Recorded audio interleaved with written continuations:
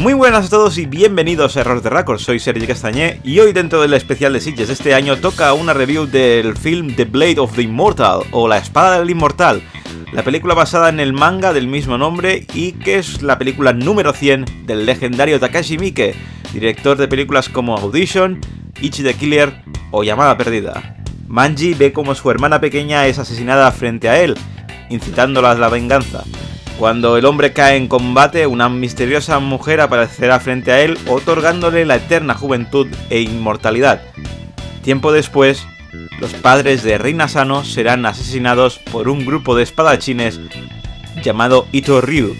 Para vengarse, pedirá ayuda a Manji y ambos lucharán contra los Ito Ryu.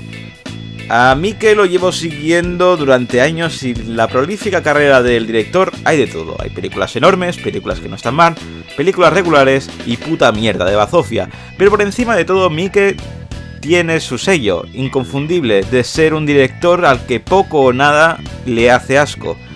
Y su audiencia tampoco, y lo cierto es que llevábamos mucho tiempo sin una buena película de Miike-san, pero afortunadamente la espera ha llegado a su fin. La Espada del Inmortal es lo mejor que ha hecho Miike en los últimos años. Aquí vuelve al género de samuráis que tanto prestigio le dio haciendo películas como 13 asesinos o el remake de Harakiri.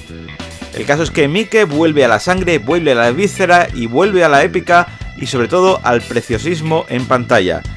Se deja de chorradas y vuelve a hacer un cine muy disfrutable para todo el mundo, y el único pero que le puedo ver a esta película es que Netflix tiene los derechos en España, y por un lado bien porque la acabaremos viendo tarde o temprano, y muy mal porque nos quedamos sin edición física.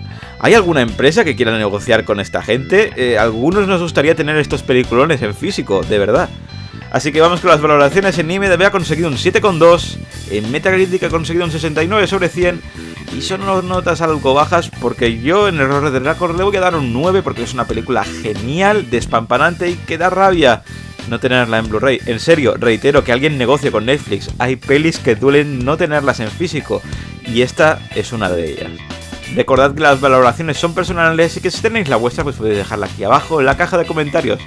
Y nada más por hoy, suscribiros y darle al like que ayuda mucho a subir contenido a este canal y nos vemos en el próximo vídeo con mucho más cine.